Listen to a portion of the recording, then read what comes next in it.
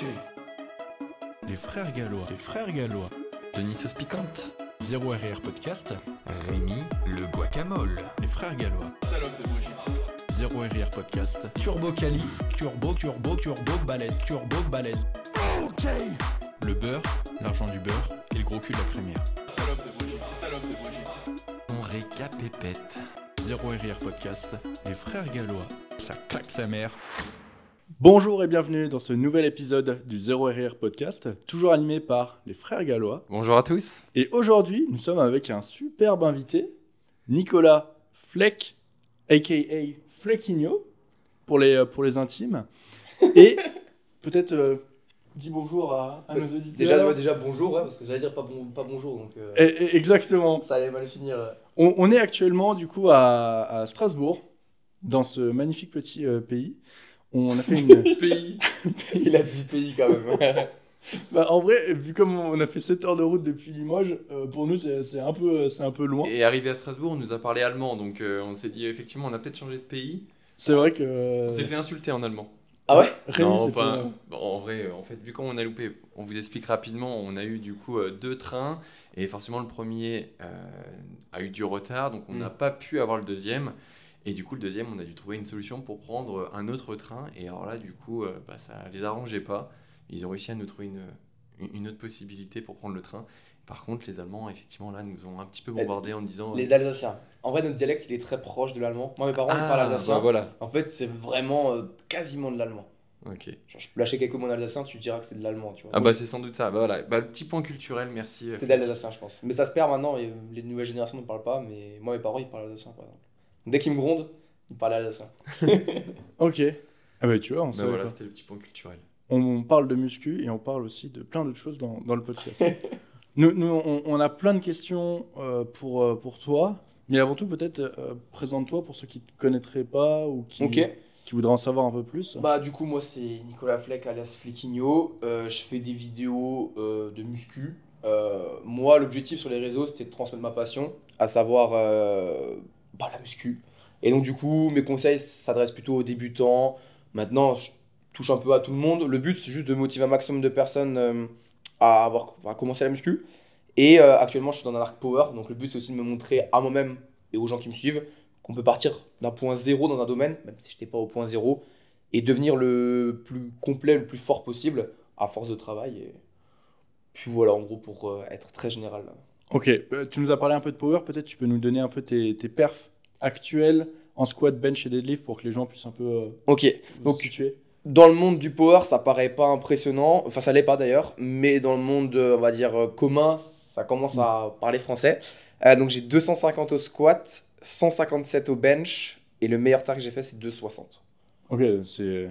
Effectivement, je pense que pour le commun des mortels, honnêtement, dites-nous si vous avez ces perfs en commentaire pour ceux qui écoutent le podcast, mais c'est des performances énormes. Parce Mais que c'est rappelle-nous ton poids de corps aussi. Là, en gros, là, ces perfs-là, elles sont réalisées à 83 kg, enfin, entre 83 et 87.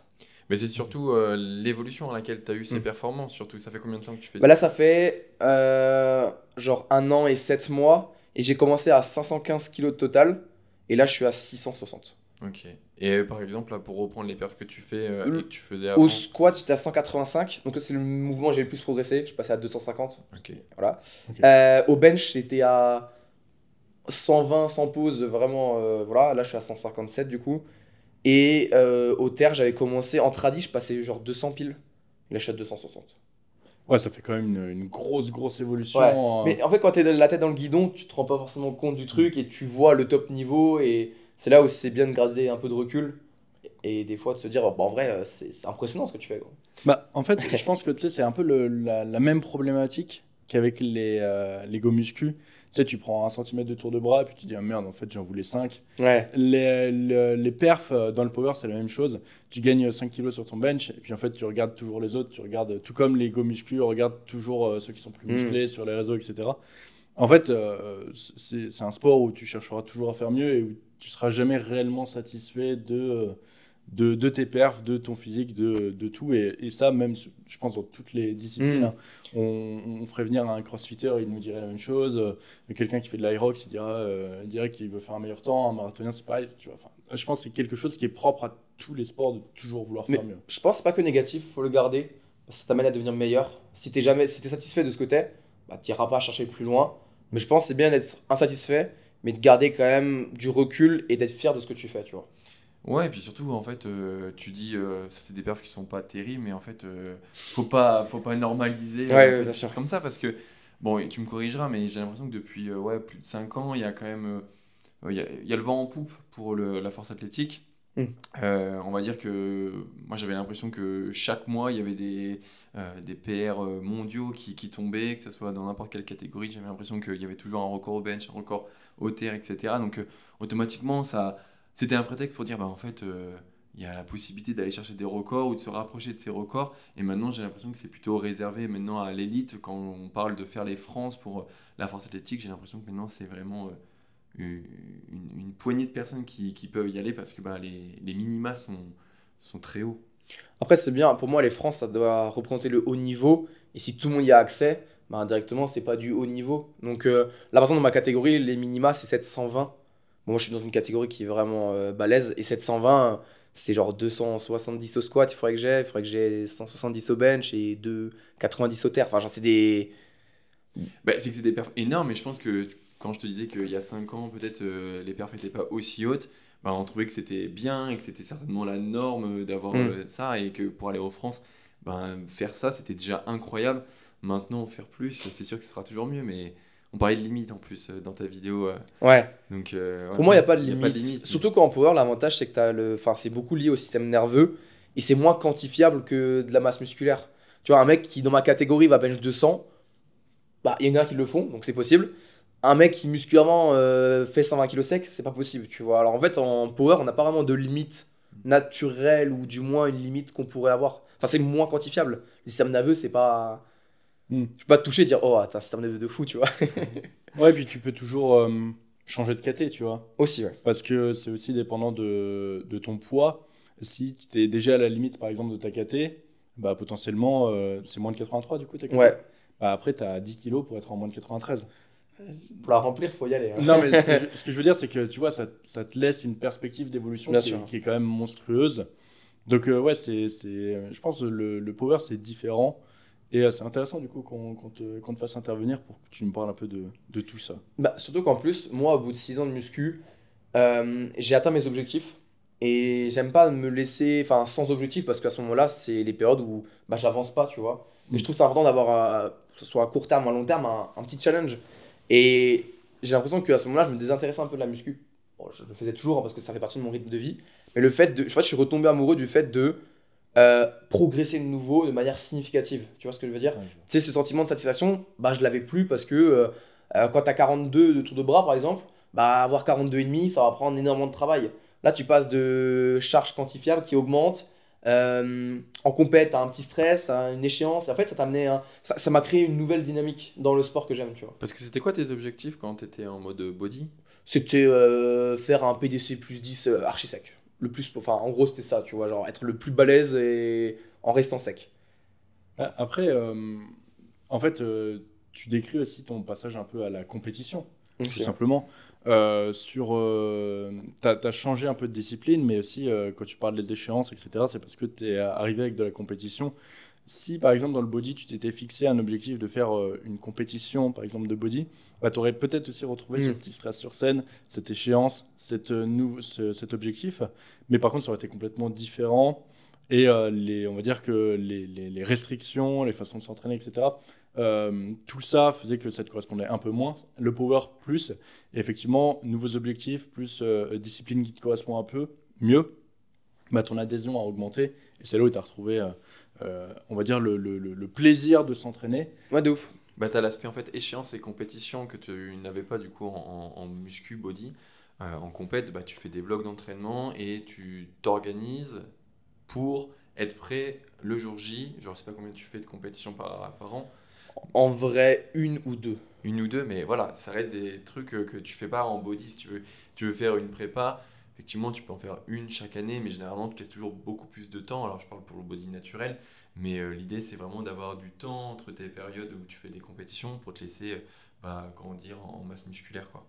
Et le côté un petit peu challengeant, le côté aussi objectif moyen terme, parce que là, du coup, moyen terme, eh ben, c'est carrément mieux pour toi, sans doute, la force athlétique. Et ça aurait pu être n'importe quel autre sport, tu vois. J'aurais peut-être pu tomber dans la méta Hyrox, il y a tout le monde qui fait ça. C'est vrai. En fait, en soi, c'était juste, il me fallait un truc qui me challengeait et qui restait dans le sport que j'aime.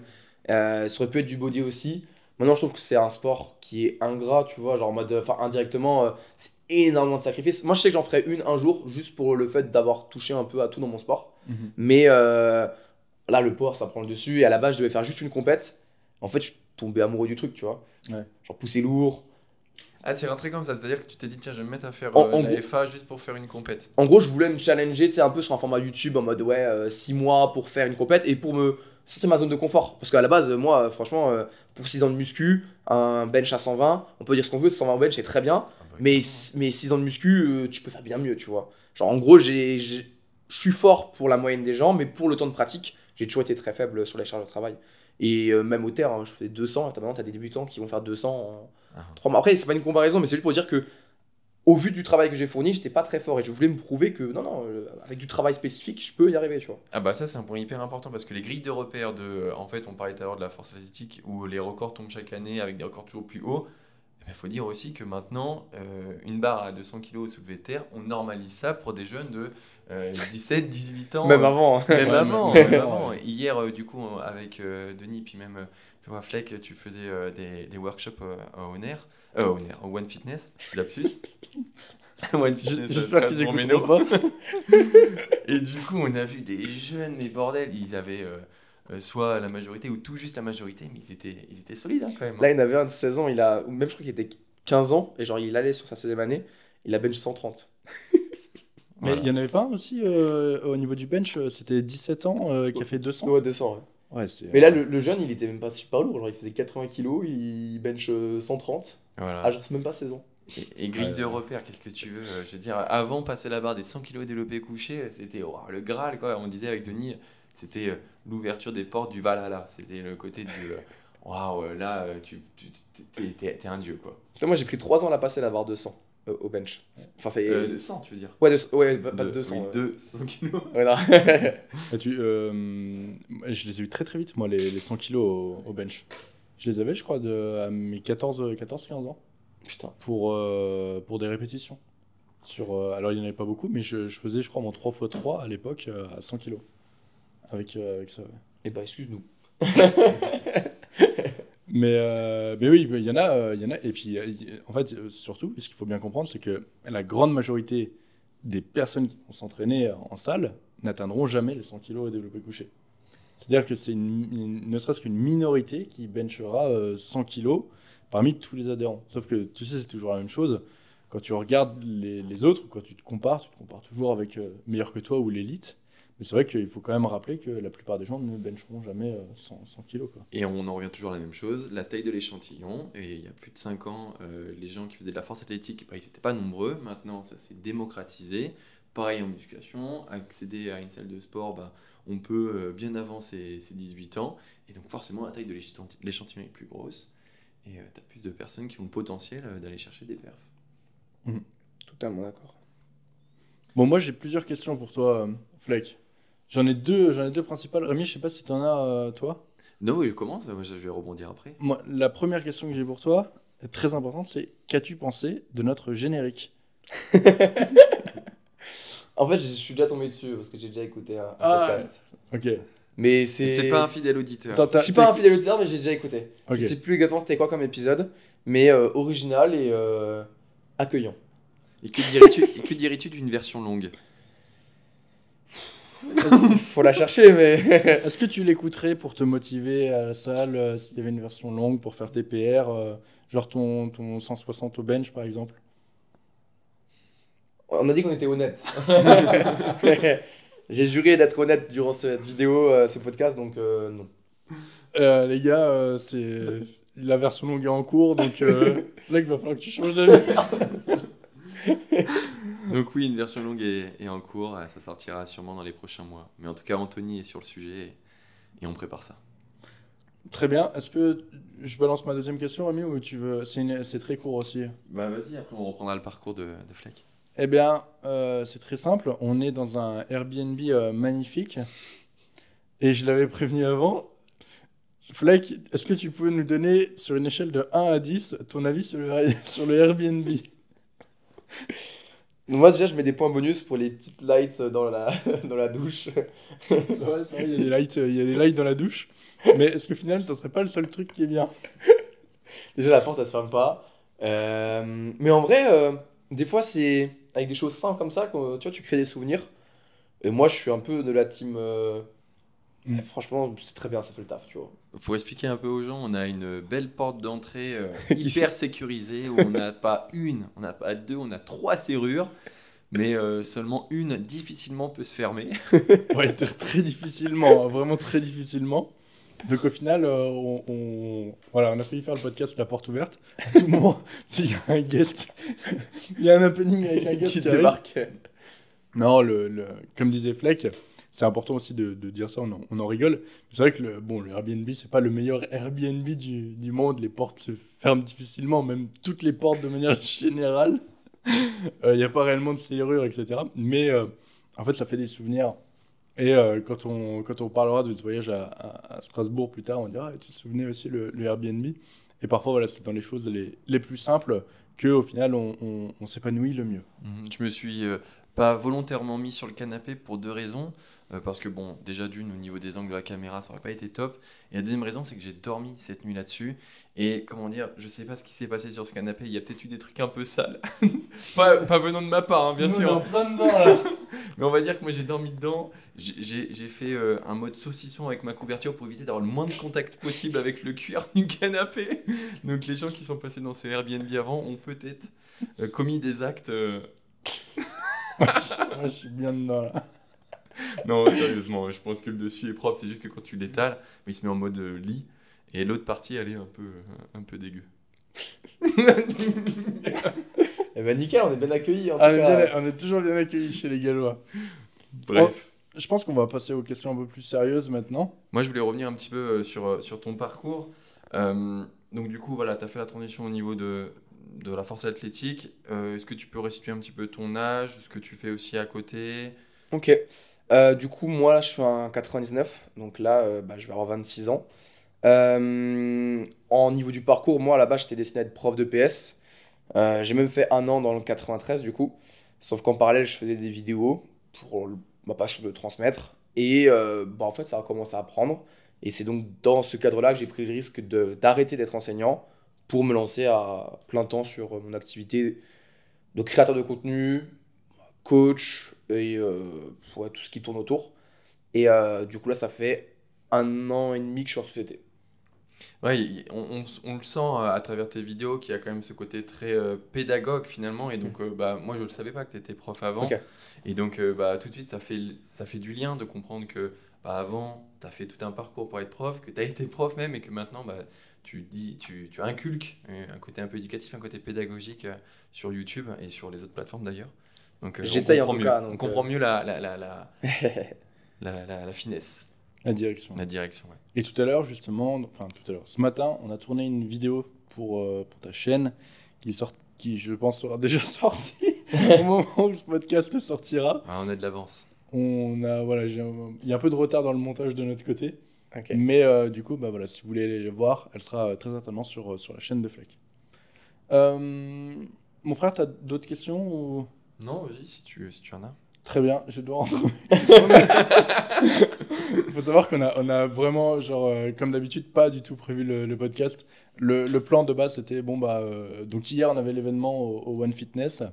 Ensuite, du coup, ce matin, on avait le tournage. On a été se faire un petit sushi où certains ont mangé à l'échec ici.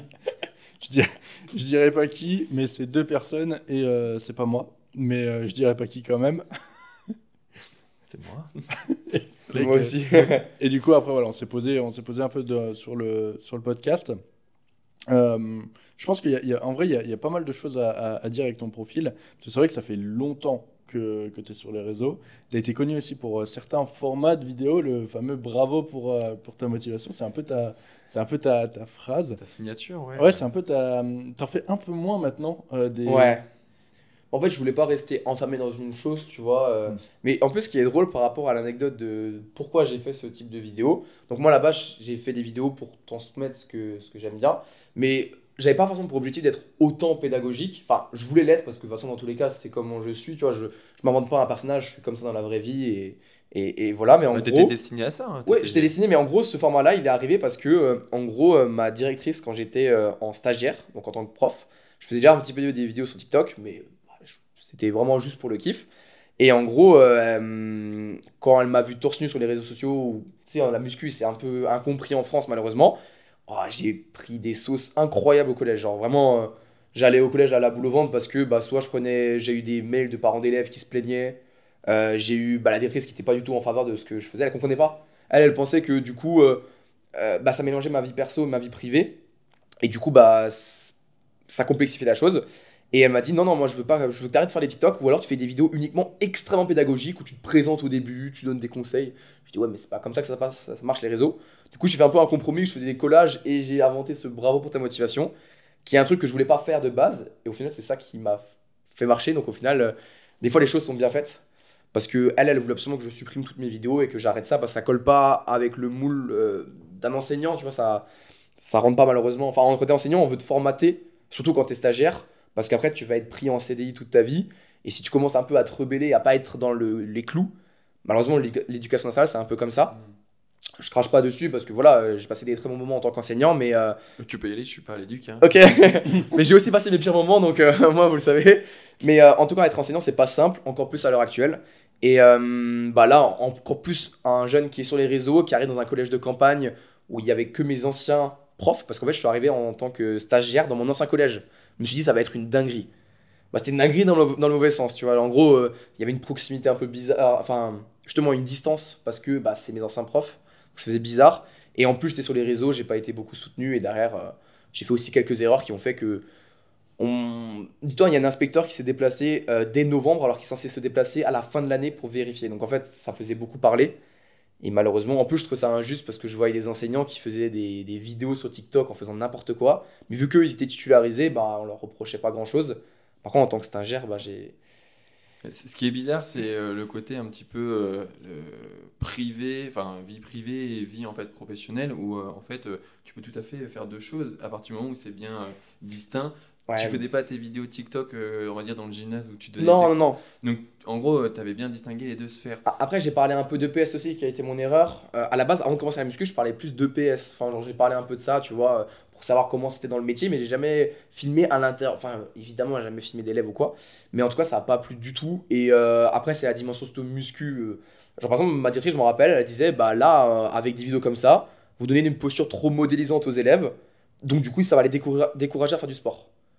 Il y a l'argument inverse qui est de, vous voyez un prof de PS enfin sportif. Mais en fait, l'argument, moi je pouvais rien faire. Et pareil, elle disait, là vous voyez, à un moment il y avait un élève qui m'avait envoyé un DM, je savais pas que c'était un élève, par rapport à une perte de poids. Je lui ai répondu, et tu sais, j'ai liké son commentaire. C'est sorti en mode, il like les commentaires, il y a une affection, il y a un truc. Tu sais, en fait, dans ce truc-là, t'es juste prisonnier, et t'es obligé de dire, oui, pardon, tu vois. Et après, indirectement, ça m'a dégoûté du monde de l'éducation nationale, et derrière, ça m'a ouvert une autre porte. Donc voilà, mais à ce moment-là, je gagnais aucun argent avec les réseaux sociaux et ma porte de sortie, c'était être prof de PS. Donc c'est très bizarre de se dire, je continue à faire ça, quitte à risquer mon métier. Je l'ai fait, je sais pas trop pourquoi et ça m'a mené là, mais... c'est une forme d'opportunité et finalement, regarde, c'est oui, super aujourd'hui. Je regrette rien, mais c'est très risqué, enfin c'est compliqué malheureusement. Tout à fait, surtout que la vie sur les réseaux, elle peut partir du jour au lendemain, elle est très éphémère. Bien sûr, au contraire, elle peut être durable, mais à condition de. Donc tu le savais bien aussi à partir du moment où tu t'es dit je donne ma démission à l'éducation nationale. Voilà, c'est que je mets all-in aussi sur mon boulot d'influenceur. Après, à mes yeux, il faut prendre des risques et lorsqu'on est jeune, c'est le moment de les prendre. Et je savais que malgré cette décision, j'avais l'occasion, dans le pire des cas, de rentrer chez mes parents temporairement. Enfin, je me suis dit, ok, c'est quoi la pire chose que tu risques ? Potentiellement voilà, d'être un petit peu en galère financièrement, mais pas tant que ça. J'avais quand même bien économisé déjà depuis tout jeune. Je bosse tous les étés, donc même, puis mes parents ils sont classe moyenne, donc en mode on se débrouille bien, tu vois. Donc je me suis dit, j'ai pas grand chose à perdre, et si je reste prof toute ma vie, j'ai à perdre que je vais peut-être avoir des regrets, ou du moins regretter, et je pense que c'est la pire chose à perdre, tu vois. Ok, donc historiquement, si on resitue, t'as ton concours, t'es titularisé donc en tant que stagiaire pendant 1 an. J'étais encore en Master 2 parce qu'on pouvait passer le concours. Moi j'ai eu mon concours du premier coup. J'étais un peu une tête à l'école. Genre, Ok, il a bien la tête du premier de la classe. Hein. bah, je pense que je l'étais, ouais. Il a vraiment cette petite tête du premier de la classe. Genre, j'ai Non, mon- mais le concours pour être prof, il est dur. Hein. D'ailleurs, ceux qui passent le concours savent de quoi on parle. Voilà, c'est des écrits importants qui te font une présélection et après, tu as des oraux aussi où voilà, tu es face Des- à un jury et puis. Des écrits de 5 heures, 2 fois 5 heures, ouais, tu les sens passer. Et du coup, ouais, moi en gros, j'ai fait un bac S et j'ai toujours été très scolaire. Pas forcément très intelligent, mais très scolaire. Je comprenais toujours ce qu'on voulait me faire dire. Ok. Donc souvent, j'avais pas les réponses dans les évaluations, mais j'avais genre 17, 18. Du coup, j'ai mon bac S avec mention très bien et pourtant. Et ça flex aussi, non Ouais, je le cale un petit peu, tu vois. Non, mais en mode, on n'a pas l'impression, parce que même moi, je m'en rends pas compte. Genre, j'ai rien retenu limite de ces années-là, mais c'est juste que je savais. Ça t'allait bien, tu savais réviser, t'avais un bon schéma de travail. Voilà, et je bossais de beaucoup, enfin beaucoup, parce que de base j'ai pas une bonne mémoire, j'ai toujours été un peu. Personnellement, je pense que j'ai pas une bonne mémoire, j'ai pas beaucoup de choses quand j'étais jeune, mais ma mère a toujours été derrière moi, enfin en tout cas à bosser. Et ça, c'est ce que j'ai appris, c'est bosser. Genre, j'ai pas un talent particulier, par contre, je bosse. Ok. Mais t'étais quand même au premier rang, à toujours lever la Ah, main. mais. S'il vous plaît. C'est élévation frontale.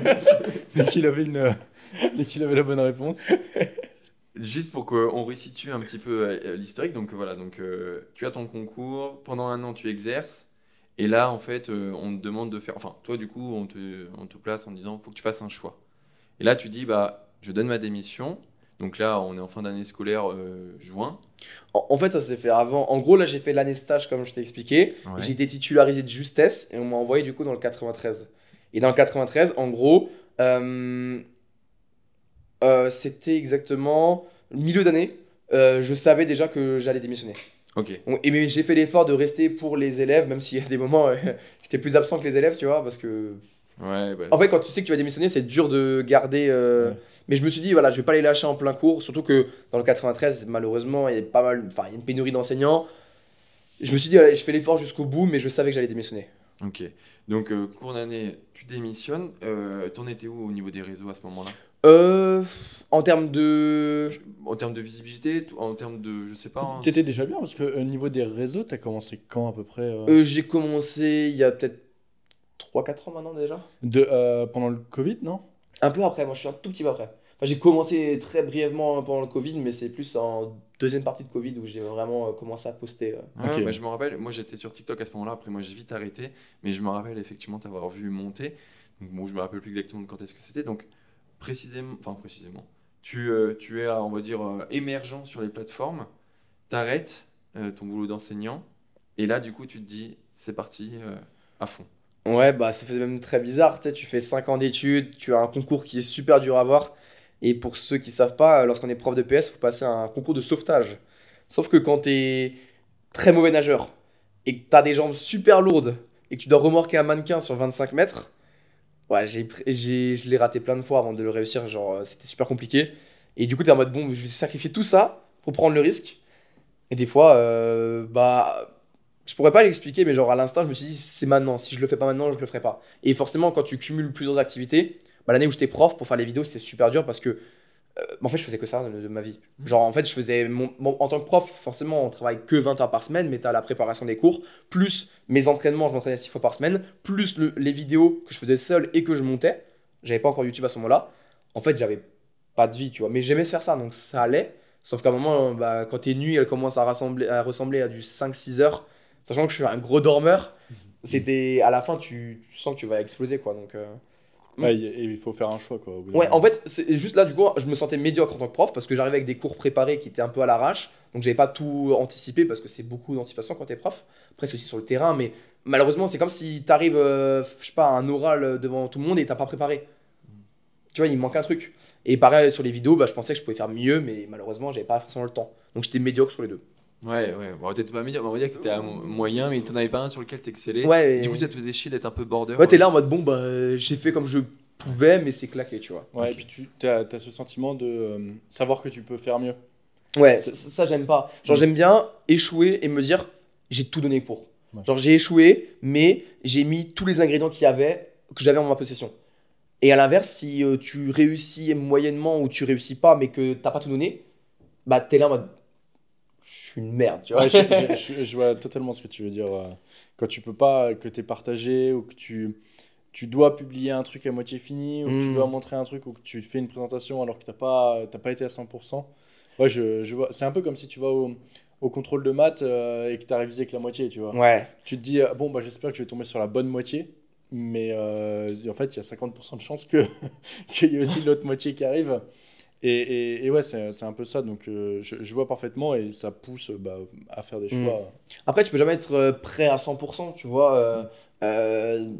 Par exemple, on reprend l'exemple d'un contrôle, genre, t'auras jamais révisé 100%, t'auras jamais parfait à 100%. Des fois, il faut se lancer aussi, tu vois. Ouais. Genre, moi, sur les vidéos, mes premières vidéos, quand je retombe dessus, bah, il n'y avait pas de micro, il n'y avait pas de son, c'était filmé avec un vieil iPhone et juste avec le smile, tu vois. Et tu l'as fait, et pour Ouais. le coup, ça t'a permis après de te lancer, de te faire confiance et de te dire, ok, bah, en fait, on peut faire du contenu juste avec un vieil iPhone 4. Bah, c'était pas l'iPhone 4 non plus, mais... non, mais voilà, c'est juste pour simplifier que des fois, en fait, il suffit pas grand chose pour y aller, quoi. Mais Hop. il y a beaucoup de personnes qui se mettent des barrières par rapport à ça, justement, sur le fait pour faire, il faut ci, il faut ça. Il faut que tu aies obligatoirement la dernière caméra, le dernier micro et tout. Quand tu vois, il y a certaines personnes qui arrivent à percer, tu sais, ils font juste au téléphone, tu sais, ils prennent le truc TikTok fond vert, ils mettent des photos qu'ils ont trouvées sur Google. Tu sais, c'est un screen, le truc pour illustrer. Et en vrai, ça marche très bien. Et il y a beaucoup de personnes qui se mettent des barrières, mais dans tout, hein. Comme quoi, voilà, et pour pouvoir atteindre leur objectif, il faut absolument qu'ils aient ci, qu'ils aient ça, etc. Et en fait, toutes ces barrières font qu'ils n'atteignent pas leur objectif, mais en fait, ils ne les atteignent pas sans jamais avoir essayé, en fait. Et c'est eux-mêmes qui sont responsables de leur propre échec, parce que c'est eux-mêmes, en fait, qui ont décidé qu'il fallait tout ça pour pouvoir se lancer. Moi, je me souviens très bien aussi, quand j'ai commencé mes premières vidéos, c'était iPhone. Et j'ai mis combien de temps avant d'avoir mes premiers micros? J'ai mis super longtemps, hein. Ouais, pareil. J'ai fait, à l'heure actuelle, j'ai fait plus de vidéos sans micro, et j'ai fait plus de vidéos avec mon téléphone qu'avec des caméras et un micro. Donc, Ça montre que justement, ouais, il faut... Mais même pas forcément que dans les vidéos, même dans le monde du sport, partout, en fait. Il y a beaucoup de gens maintenant, tu sais, pour commencer la muscu, ils ont un petit peu peur parce qu'il y a plein de conseils, plein de trucs, ils veulent avoir un programme parfait. Faites d'abord. En vous renseignant en amont quand même, parce que sinon, bah voilà. Mais faites. Genre, en fait, il faut faire avant de vouloir tout optimiser. Mais il faut quand même avoir une base, évidemment, hein, parce que si tu débarques, même pour les vidéos, hein, tu débarques, tu viens, t'as pas de sujet, t'as pas un truc qui te tient à cœur, tu fais juste des vidéos pour faire des vidéos, ça marchera pas. Faut que t'aies un truc qui te fait kiffer et un objectif, un truc, tu vois, genre, c'est important. On avait fait un podcast comme ça où on avait dit quel est le plus important pour un débutant. Je sais plus exactement comment était amenée la question. Et moi, j'avais dit comme toi, j'avais dit en fait pratique. Pratique, ouais. Pratique, et tu verras si tu veux. C'est normal de pas avoir les meilleurs mouvements au départ, de pas comprendre tout ce que tu fais, de pas avoir, on va dire, l'entraînement le plus structuré, d'avoir la nutrition la plus adaptée aussi. Tu fais en fait, et tu vas emmagasiner plein de choses, et tu vas après, par cette expérimentation, comprendre et petit à petit structurer. Pour moi, l'expérience, ça vaut autant que la théorie, c'est-à-dire que juste le fait de... En fait, moi, dans un domaine, des fois, quand j'y comprends rien, juste le fait de plonger le nez et de faire, ça t'apprend beaucoup plus vite que « Ah, vas-y, je vais consulter 36 000 trucs. » Au final, tu t'éparpilles. Alors que quand tu fais, bah, t'apprends en vitesse grand V, quoi. Vous savez à quoi ça me fait penser? Bon, tu connais pas ma passion du moment, mais en fait, en ce moment, j'adore... Oh non. J'adore jardiner. Enfin, jardiner, c'est un grand mot. En fait, j'ai un petit jardin. L'année dernière, j'avais fait mes petits plants, j'avais planté mes tomates. On avait mis même au gym. Donc, on avait les plants de tomates, les plants d'aubergines, de butternut, etc. Et cette année, je me dis, tiens, il faut que je passe un level. Je vais faire moi-même mes semis. Donc, en gros, tu pars de la graine, tu plantes et t'attends que ça pousse. Et donc là, je suis parti dans un délire où je me fais tout. Et en fait, comme tu le dis, j'ai pas commencé à regarder des bouquins, lire des trucs dans tous les sens. Je l'ai fait en parallèle, mais je me suis dit, en fait, tu mets les mains dans la terre, tu plantes tes graines, t'es pas trop con, tu sais que pour que ça pousse, il faut que t'aies de la terre ou du terreau et de l'eau. Et beaucoup d'amour. Et beaucoup d'amour. Et de temps. Et puis après, tu vois ce que ça donne. Et puis bah, forcément, dans certains de mes plans, ça n'a rien donné, ou d'autres, ça a commencé à fleurir. Et puis voilà. Mais en plus, je pense que le fait que si maintenant ça pousse pas et que ça floppe, bah ça va justement te donner une meilleure leçon que tu vas retenir que si tu étais juste dans la théorie. En fait, le fait d'échouer, malheureusement, il y a plein de gens qui voient ça comme quelque chose de négatif. Moi, quand je rate, bon, je reviens là toujours à la muscu, mais quand je rate une barre, bah là, on va dire, imaginons que tu rates la poussée du légume, tu vois. Pour moi, c'est tellement formateur parce qu'en fait, je préfère rater des barres que ne pas les tenter, tu vois. pour moi, c'est trop important parce qu'en fait, ça donne un objectif. Tu dis, ok, là, je suis pas encore assez fort et ça te pousse. Et donc, du coup, imagine tu rates la poussée du légume. Tu dis, bah, qu'est-ce que j'ai raté? Alors que c'était que dans la théorie, tu n'aurais pas pu tester, tu vois. Donc, pour moi, ouais, pratiquer et faire la chose, se lancer, c'est super important. Mais à l'époque où je faisais des analyses morpho beaucoup là, j'avais des gens qui me disaient ouais tu peux analyser ma morpho et tout, je vais commencer la muscu. Genre je vais commencer et puis tu sais c'était même pas genre je vais commencer, c'est ouais je vais commencer à la rentrée prochaine. Tu sais, on est en février, le mec il me dit ouais Très prévoyant, le- ouais, j'arrive au lycée, tu vois comme ça je pourrais m'entraîner. Mec, enfin je veux dire, t'as jamais touché une barre de ta vie, tu veux que je te fasse une analyse morpho. Et ça, c'est arrivé plein de fois. Des gens qui sont là en mode, qu'est-ce que tu penses de mon programme? Et en fait, bah, je vais m'inscrire à la salle lundi, quoi. Mais mec, en fait, qu'est-ce que tu veux que je te dise? T'as jamais touché une barre de ta vie au niveau de ton programme. Et les gens, en fait, veulent tout. Ils vont sur-réfléchir à la chose avant de faire. Et ça, c'est dans tout. Et comme tu disais, l'échec est vachement formateur et te renforce. Il y a un autre exemple avec Rémi qu'on a, c'est notre père avec les ruches. Allez, on est parti. On donne toujours des petites anecdotes. Moi, ça me va, Parce c'est- que du coup, t'étais pas... Mais en gros, notre père, il a des ruches. Et au début, il avait commencé... donc, tu sais, t'achètes les essaims directement. Donc, ils les avaient achetés directement dans les ruches. Et hop, il les a installés. Et puis, il s'est dit, je vais faire mon miel. Et la première année... Pour le coup, ça a plutôt bien marché. On a eu énormément de miel. Et en fait, on a eu vraiment genre 50-60 kilos, un truc comme ça. Ouais, ça va vite. Hein, ouais. Super bon, c'était une très bonne année. Et en fait, l'année suivante, donc il avait repris, je crois, 2 ruches de plus. Sauf ce qui s'est passé, c'est qu'il y a des frelons asiatiques qui sont venus. Dur. Et en fait, les frelons asiatiques, ils rentrent dans ta ruche, ils bouffent la reine. Et quand t'as plus de reine, bah, t'as plus de ruche. Et en fait, ce qui s'est passé, c'est que bah, les 4 ruches étaient flinguées. Ce qui fait que cette année-là, bah, on a eu très peu de miel. Donc on a eu genre 2 ou 3 pots. Et d'ailleurs, normalement, si vous regardez donc là, on n'est pas au gym, mais le pot de miel est dans le décor du podcast. Et il y a un pot que notre père nous a offert. Et en fait, ce pot, il a tellement de valeur parce que c'est un des seuls pots qu'il y a eu. Sur Que, cette année, ouais. On a tapé dedans une seule fois. C'était quand on avait validé Un comité. on avait un gros comité pour la société de création de machines, etc. Il y avait plein de grosses pointures, il fallait qu'on fasse une présentation de ouf. Et on s'est dit, vas-y, on a travaillé trop dur pour ça, ça a été validé, machin, on se tape un peu de miel. À l'unanimité, on aime bien flex là-dessus parce que ça a été lors de cette commission-là, il y a eu à l'unanimité oui, d'accord, on peut y aller, votre Ouais, projet, ok. c'était un gros truc, il y avait vraiment genre que des gros bonnets, que des grosses têtes qui étaient en face de nous, il y en avait qui étaient en visio. Vraiment, tu Ah, tu te chies dessus. Ouais. Vraiment, c'est pire qu'avant un gros père au squat. Enfin bref. et du coup, pour recentrer, donc, les frelons asiatiques sont passés et notre daron il a dit ah putain, fait chier, c'est la dernière année, je veux plus en faire, machin, il n'y a pas eu de miel, tout ça. Tu sais, faut. Les miels, enfin les ruches, tu te dis bon, ça vit tout seul, mais en fait, c'est faux. Et il faut, tu vois, on voit notre père, il faut leur donner des pains de sucre, il faut les regarder, il faut machin, il faut les prendre une par une, leur faire des bisous. Non, c'est pas vrai. Mais, Non, mais il faut s'en occuper, mais il faut aller mais faut s'en regarder. occuper, voilà. C'est sûr que c'est pas comme, par exemple, les vaches qu'il faut nourrir 2 fois par jour, mais il faut quand même s'en occuper, vérifier, etc. Et donc, voilà, il faisait ça, et il s'est dit, vas-y, terminé. Puis au final, bon, il y a eu un petit... On l'a bien motivé, on lui a dit. on a dit, bah non, bah reste pas quand sur même... un échec. Parce que tu sais, quand tu pars dans le monde des abeilles, tu dois aussi t'équiper. Donc Mm. tu dois avoir le fumoir, le machin, la combinaison, le En mode, truc. il avait tout investi, et donc ça Voilà, voilà, les coups de réessayer, quoi. Exactement. Et puis on l'avait aidé aussi à faire ça, on l'avait accompagné, et puis il voulait tout arrêter. C'est un peu comme ton gym bro qui d'un coup veut arrêter. Bah non, il s'est investi et tout, il a juste un petit coup de mou parce qu'il y a quelque chose qui fait. Et du coup, bah voilà, on lui a dit, bah vas-y. Il a repris des ruches et rebolote. Frelon asiatique. Et Pourtant, il avait du coup appris de ses erreurs, il avait fait des pièges, il avait mis aussi je sais plus quoi pour, on va dire, protéger un peu plus la ruche, etc. Enfin bref, il avait mis tout ce qu'il fallait, il s'était renseigné, mais pas de chance. Mm. Là, je crois que sur les 3, il y en avait 2 qui...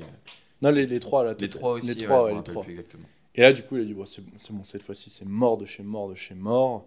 Puis tu vois, en parallèle, il aime bien quand même les abeilles. Donc il Vraiment, c'est a, passionnel. Hein, il a continué, tu vois, à se dire, ok, machin et truc. Et au final, il a fini par en racheter 2. Et puis, entre-temps, il a continué à développer ses connaissances. Et puis, il a chopé un autre essaim, un essaim naturel. Donc, tu vois, il a... Ça, c'est un game, hein. C'est comme en fait attraper un Pokémon. Ah, hein. c'est le Pokémon... C'est le Pokémon un peu sauvage. faut tu vois, tu chopes la reine.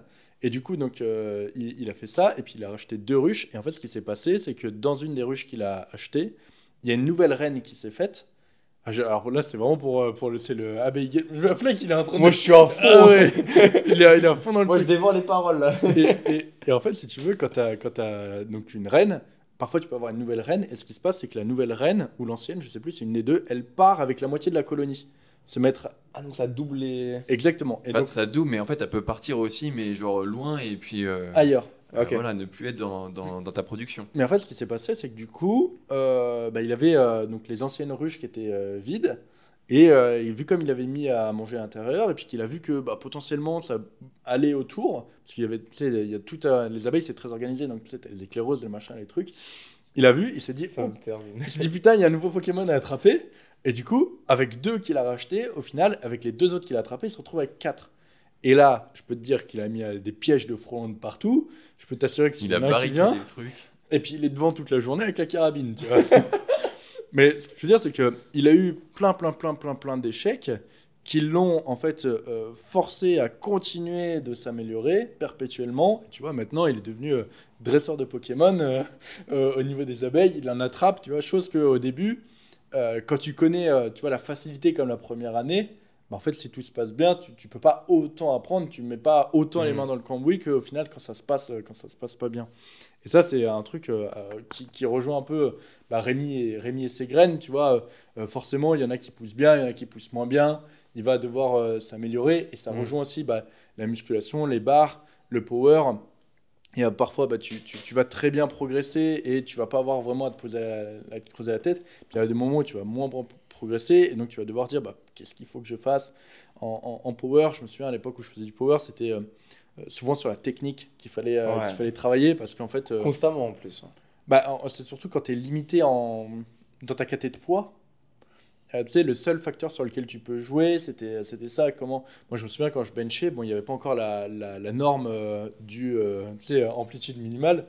Et en fait, c'était le micro-détail qui va faire que je vais pouvoir réduire mon amplitude de 1 mm, qui va faire que je vais pouvoir être plus fort parce que j'étais bloqué dans la catégorie de poids. Et même si j'avais encore un peu de marge, mais tu vois, c'était vraiment genre de l'orientation du pied, le crochetage du banc, le truc, c'était vraiment du micro-détail.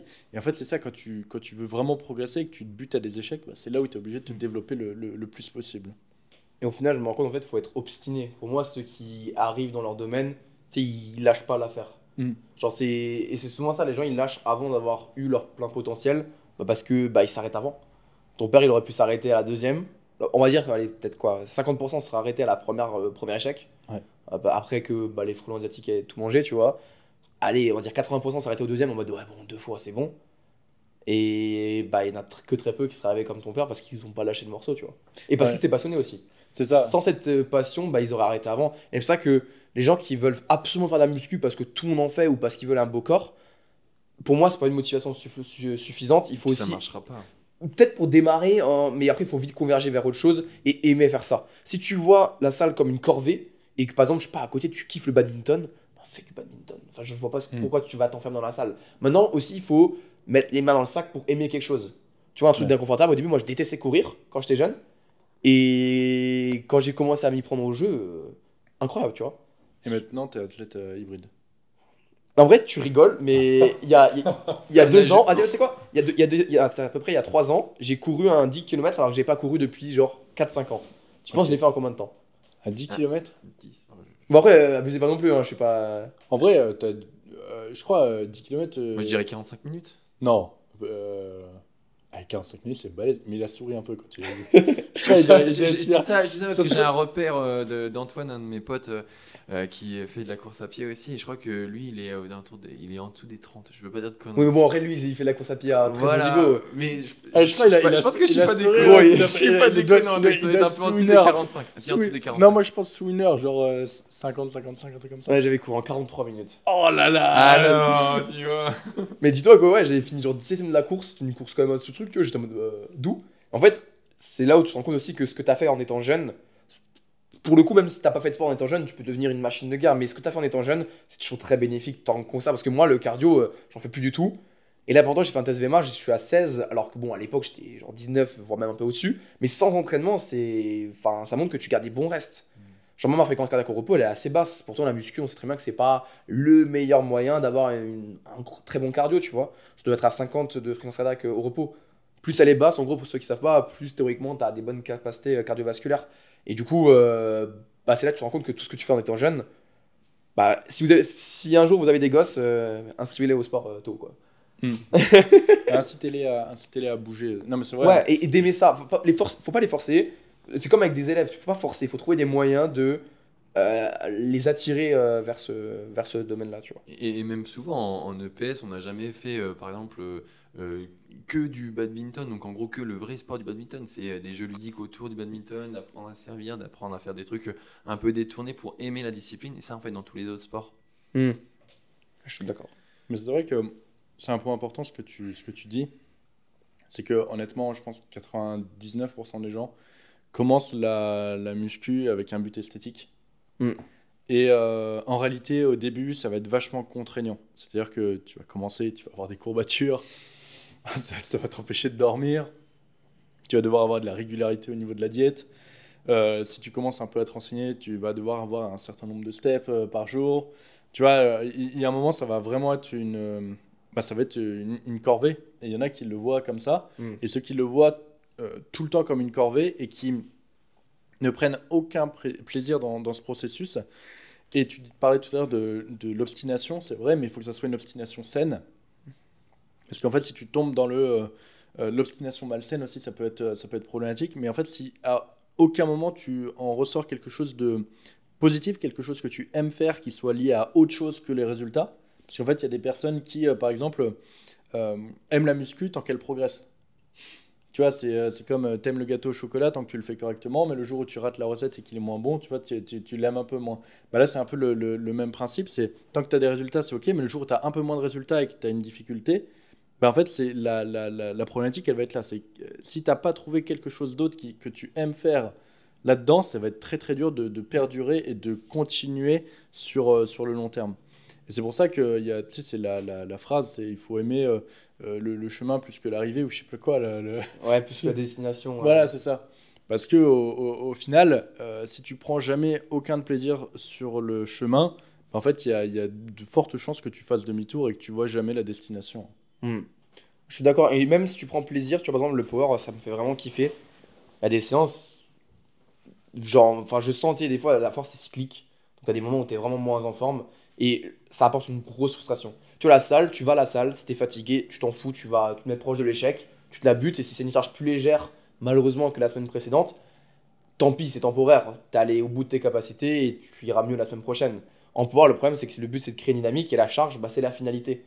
Donc, si t'enchaînes des périodes de méforme, tu peux arriver à des charges que t'as réussi une fois à avoir, et tu la passes plus pendant 6 mois, et c'est là où il faut avoir tu peux pas dire que t'aimes ça.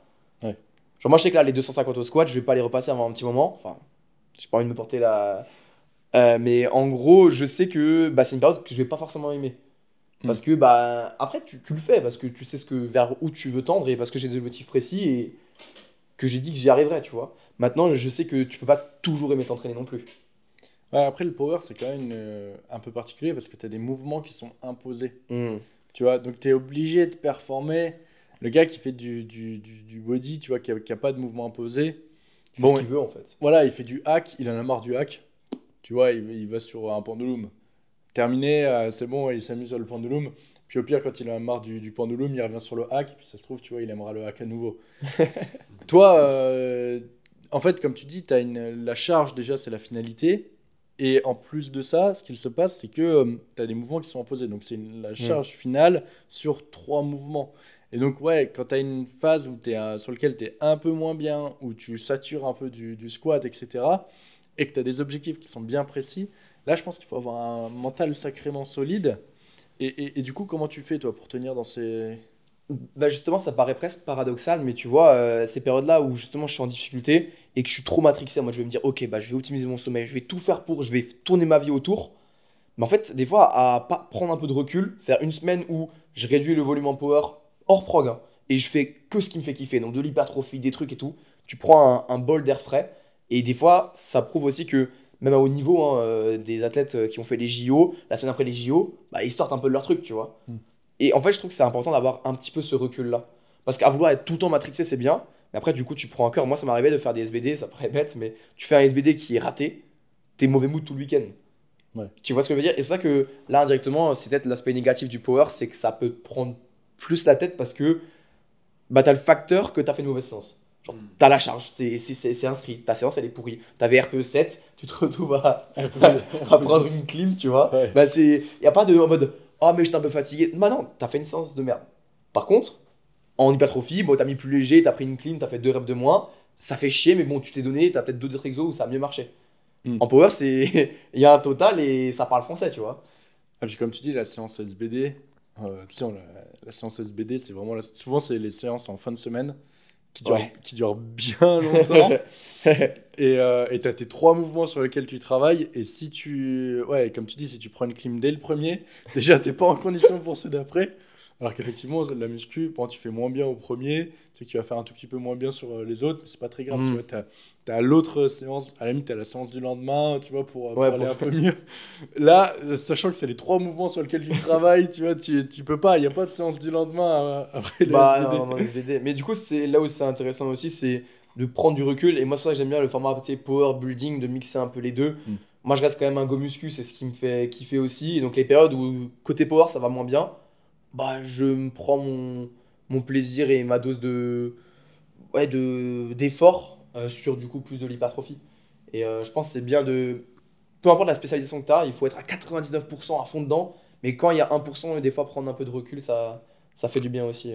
Moi, j'aime beaucoup cet esprit de prendre de la hauteur, prendre du recul. C'est ce que je dis beaucoup à certains de mes suivis qui, justement, sont trop matrixés par la séance en elle-même ou le fait que ils n'aient pas fait leur nombre de steps à la semaine ou qu'au niveau des plats, ils ne sont pas rentrés dans leurs calories, ils en avaient plus, moins. Enfin bref, je leur dis, mais en fait, c'est quoi? C'est une fois, 2 fois peut-être dans le mois?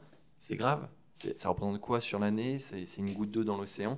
Donc relativiser, décomplexifier, se dire que on n'est pas prêt d'arrêter le power ou d'arrêter la musculation, que c'est le sport d'une vie, par exemple. Et ça arrivera d'autres fois en fait. Faut être pragmatique, hein. Faire des séances où on est moins bon, voilà, ça arrive. Ce qu'il faut, c'est juste passer à autre chose et pas rester dans un sale mood. Et se dire qu'il y aura d'autres séances où vous allez rattraper la chose, ou pas d'ailleurs, et ça fait partie de la vie. Pour moi, il faut être genre à 90% du temps, faire le boulot qui est nécessaire. Si tu as les 10% restants qui sont pas parfaits, ça arrive, mais vaut mieux faire ça pendant genre 5 ans que d'être à 100% parfait pendant 1 an. Tu auras tellement plus de résultats sur 5 ans ou sur une durée. Et c'est pour ça que les gens, des fois, ils sont peut-être trop exigeants avec eux-mêmes. Moi, je le suis moi-même. Hein. Je sais très bien que je suis très exigeant. Il y a quand même une part d'exigence à avoir. Oui, il faut être exigeant, mais il faut prendre un léger recul qui permet d'être exigeant longtemps. Si tu es trop exigeant avec toi-même, ça va être toxique. Comme avec une ex toxique, tu vois, tu peux pas rester avec. Enfin, genre, tu sais. Il fait des métaphores de fou, j'ai le droit aussi, tu vois. Tu vois, l'amour, il était passionnel, mais il était toxique. Alors qu'un amour plus mesuré, qui permettra d'être étalé sur le temps, ce sera plus sain, tu vois. Donc, faites pas du power votre ex toxique, tu vois. Faites une ex saine qui. Non, mais la métaphore elle est très belle. Et en plus, normalement, c'est Rémi qui fait les conseils love sur le podcast. T'en fais aussi, toi. Ouais, mais je sais pas écoutez pas mes conseils love. Denis, des fois, il fait des comparaisons un peu cheloues. Et je crois qu'il en a une tout à l'heure dans sa vidéo. Ah oui, avec la taille. Ah d'accord. Et ça sera dans la vidéo. Ça sera la vidéo de Fleck. Non, mais on dit beaucoup ça aussi dans le podcast avec Denis, c'est en fait avoir toujours une tendance à être meilleur, à une tendance à être dans votre nombre de pas, dans vos calories, dans vos entraînements. Et forcément qu'il y aura des moments où voilà, ça va tomber, où vous n'allez pas être bon. Mais si vous avez toujours cette bonne direction, c'est OK. Et pour moi, c'est vraiment une histoire de direction. Genre en ligne de mire, un objectif lointain, des étapes, et tu bifurques un petit peu, mais tu gardes le cap sur l'objectif final. J'ai une question pour toi. Tu as dit que du coup, tu n'avais pas encore. Tu vois, tu étais power builder et pas totalement power lifter. Ouais. Donc, tu as fait une transition, mais pas complète. Est-ce que tu te vois faire la transition complète dans le power un jour ou... En vrai, c'est une question intéressante. En gros, par rapport déjà juste au contenu que je fais, je me vois pas me caractériser uniquement comme powerlifter parce que c'est vachement niché. Et moi, enfin, de base, c'est plus l'univers de la muscu qui m'intéresse et le power, c'est mon challenge perso. Tu vois ce que je veux dire? Je me vois pas faire du contenu que power. Ouais. Parce que c'est mon challenge perso, tu vois ce que je veux dire? Et ce que je transmets, c'est plus par rapport à la muscu de manière générale. Maintenant, actuellement, je fais quand même beaucoup moins mon renfo et plus le power parce que je suis dans un mood power à fond. Mais je sais qu'il y a des périodes où j'ai besoin de faire beaucoup plus d'hypertrophie et que c'est ce qui m'a amené dans ce sport-là et j'aimerais le garder, tu vois. Et dans tous les cas, les exercices accessoires font partie du monde du power, mais moi j'aime bien taper juste des séances de mode go muscu, bah, comme on a fait aujourd'hui. Ouais, tu comme on vois. a fait ce matin. Voilà. Ça me fait kiffer. Ok.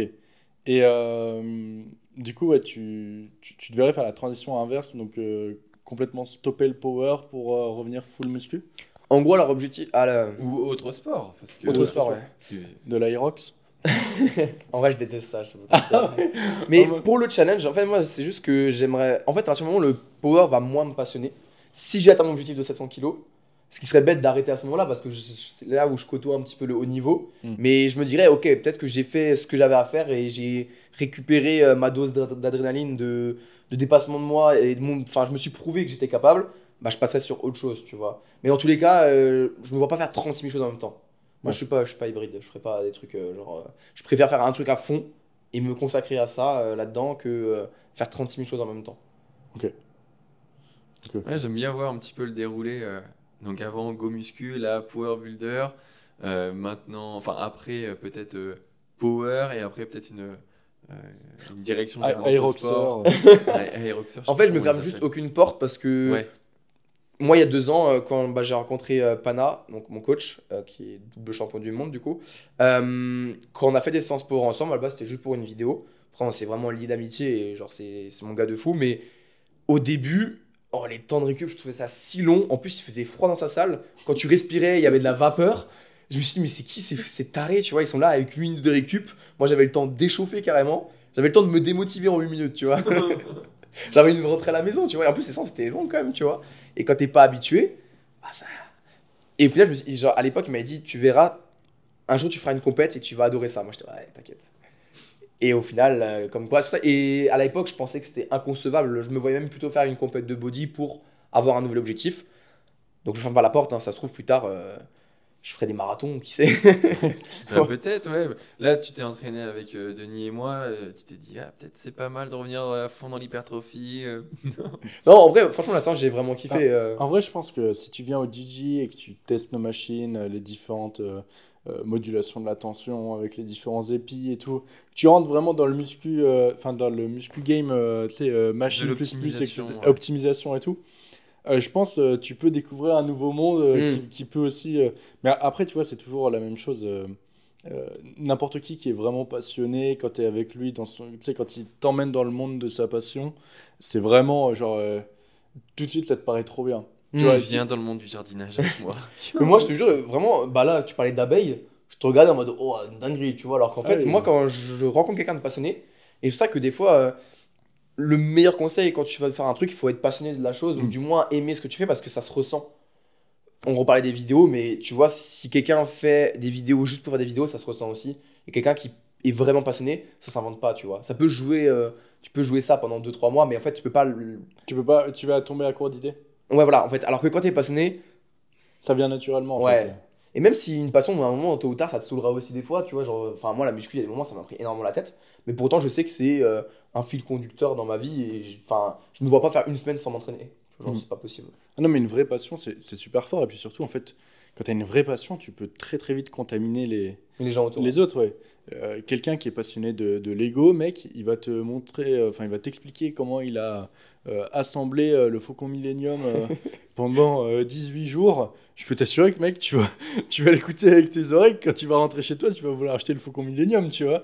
Parce que n'importe qui a une vraie passion pour n'importe quel domaine, c'est vraiment contagieux. Et il y a plein de trucs comme ça où, tu vois, c'est comme les mecs qui font de la muscu, qui contaminent leur meuf. Et Chez moi. voilà. En vrai, c'est très fréquent aussi parce que, en fait, quand tu as une vraie passion, bah forcément, c'est une grande partie de ta vie. Tu finis forcément par en parler. Les autres, bah, ils voient que tu as les yeux qui brillent quand tu en parles. Parce qu'un peu avec Rémi, quand on parle de machines, de trucs, de machins, d'un coup, les mecs ils se disent ah ouais, mais c'est vachement bien les Ouais. machines, tu vois. Et donc forcément, voilà, avoir une vraie passion, c'est un vrai pouvoir et je souhaite à tout le monde d'avoir une vraie passion dans la vie. Et à la découvrir. Parce que moi, à la base, quand j'ai commencé, en fait, ça se construit, c'est une passion. Genre, moi, mes premières séances de muscu, elles étaient très dures. Genre, j'aimais pas ça. Du moins, à la toute base, quand j'ai commencé la muscu, c'était enfin forcément tu tapes des courbatures de zinzin, tu ouvres le tiroir, t'es là en mode oh. T'as mal. Forcément parce que je n'étais pas habitué et la première scène était très dure et après j'ai fait putain c'est stylé en fait. Et ça vient au fur et à mesure. Pour moi c'est pour ça il faut pas non plus se dire oh c'est comme autre métaphore avec les filles du coup. C'est le conseiller. C'est comme le coup de foudre, pour moi ça n'existe pas réellement, ça se construit. Et bah pour moi ou alors ça peut arriver mais ça dépend des gens en fait. Mais moi je suis plus dans l'école en mode ouais le coup de foudre ça se construit.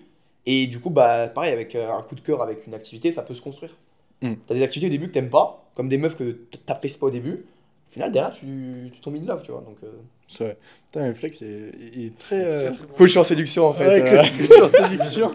T'as pas une... Ah, en fait, il a un second compte, c'est Flecky Séduction. Fleck in Love. Fleck in Love. Tapez ça sur les plateformes, je suis sûr que vous pouvez trouver un truc. Il y a Fleck qui donne des conseils. Imagine une vidéo bizarre de moi, tu sais. C'est possible aussi. Écoute, t'as dit que t'étais créateur de contenu, on n'a pas demandé toutes les plateformes. Un e-book, les 10 conseils de séduction de Fleck. Ouais, je pense, si jamais un jour tu veux te reconvertir ou autre, je pense qu'il y a moyen que tu puisses toucher un public avec ça aussi. On a dit pas mal de trucs. Est-ce que Rémi, tu as d'autres questions, tu as d'autres choses qui te viennent? Bah, pour essayer de garder un petit peu ce fil historique là, que j'avais commencé à aborder. Donc là, on a parlé un petit peu de ce qui était là actuellement, au présent. Dans les prochaines années, que ce soit dans le côté pro, dans le côté perso, qu'est-ce que toi tu envisages? Tout à l'heure, sur la route pour aller manger les petits sushis à volonté, là, tu m'as dit que tu étais assez pragmatique dans le sens où tu sais pas de quoi est fait demain. Est-ce que tu peux reprendre un petit peu tout ça? En réalité, on le sait que les réseaux, c'est quand même un monde assez éphémère. Que voilà, c'est exigeant. Contrairement à ce que les gens pensent, pour moi, c'est le métier de mes rêves. Hein, forcément, c'est incroyable. Mais ça reste quand même, t'as forcément des inconvénients comme dans tout métier. Et t'as un peu cette pression-là de te dire, est-ce que demain, les gens continueront à me suivre pour ce que je suis? Parce que moi, je me vois pas changer, tu vois. Maintenant, je peux pas changer mon contenu si jamais... Par exemple, demain, si jamais maintenant mon Arc Power, je veux le finir, quoi qu'il arrive. Mais c'est vraiment, je lance quelque chose et les gens, ils sont pas du tout réceptifs parce qu'en fait, indirectement, les retours des gens, c'est ce qui donne la valeur à ton travail. Ouais. Si, imaginons, tu fais un contenu qui est très quali, mais personne, ça aide personne, en fait, il sert un peu à rien. C'est triste, mais c'est réel. Donc, c'est pour ça que moi, je suis toujours dans l'optique que c'est pas parce qu'à l'heure actuelle, il y a des gens qui me suivent, qui me suivront demain. Et du coup, c'est pour ça que j'aime bien garder. J'ai du mal à me projeter. Moi, dans 2 ans, je sais pas ce que je fais. Ça se trouve dans 2 ans, et c'est ce que je disais à Rémi justement, c'est que j'ai pris le risque d'arrêter d'être enseignant, quitte à vivre 2-3 ans à fond de ma passion, transmettre un maximum de choses, laisser un peu mon empreinte dans le fitness parce que c'est ce que j'aime, c'est le domaine que j'aime. Quitte à ce qu'après derrière, je reprenne un métier totalement traditionnel, si ça arrive, c'est le jeu. Je préfère ça que d'avoir été du coup prof toute ma vie avec beaucoup de regrets de ne pas avoir essayé cette aventure. Ouais. Donc moi je suis plutôt en mode on verra de quoi il fait demain. Si derrière j'arrive à développer mon YouTube, à ce que les gens continuent à me suivre, à ce que je motive un maximum de personnes, comme on a vu hier, le fait de rencontrer les gens en vrai, ça... Quand c'est sur internet, c'est des stats, tu te rends pas compte, c'est des chiffres quoi. Et quand tu vois les gens en face et que tu vois que les gens ils ont commencé à muscu avec moi, j'ai encore du mal à réaliser ça, tu vois. Qu'il y a des gens qui viennent me dire en mode ouais, j'ai commencé à muscu avec tes vidéos. Hein? Ah, ça c'est un gros flex. J'ai un peu pas le syndrome de l'imposteur parce que c'est pas vrai. Je sais que mon travail, j'ai mis beaucoup de temps et il peut toujours être mieux, mais il y a de la qualité. Mais j'ai toujours en mode mal à réaliser que j'impacte des gens. Que des gens me disent ouais, le matin, je regarde ta story, ça me fait kiffer. Comment ça? Je partage ma vie, tu vois. Genre, moi, je suis le mec le plus lambda du fit game, tu vois. Genre, je suis un gars chill qui aime bien ce qu'il transmet et qui s'entraîne, tu vois. Mais j'ai pas une particularité génétique, physique. Je suis pas fort de base. J'ai toujours été moyen partout. Juste obstiné.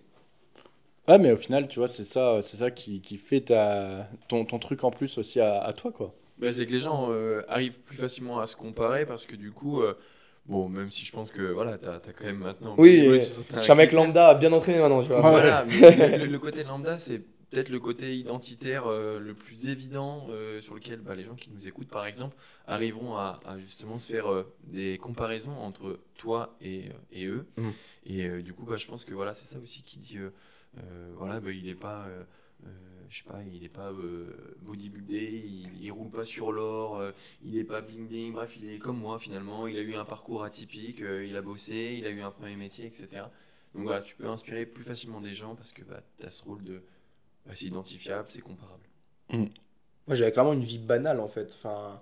J'ai pas de particularité, pas de truc spécifique. Et en fait, c'est bien. Moi, je trouve que c'est ça, je me suis toujours dit sur les vidéos, je serais exactement comme je suis en vrai. Si ça match avec les gens et qu'ils accrochent, tant mieux.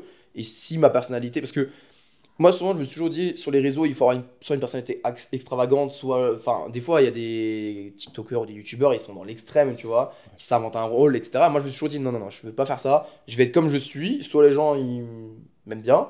Soit, c'est pas grave, c'est le jeu et je ferai autre chose. Ou alors, je parlerai à moins de personnes.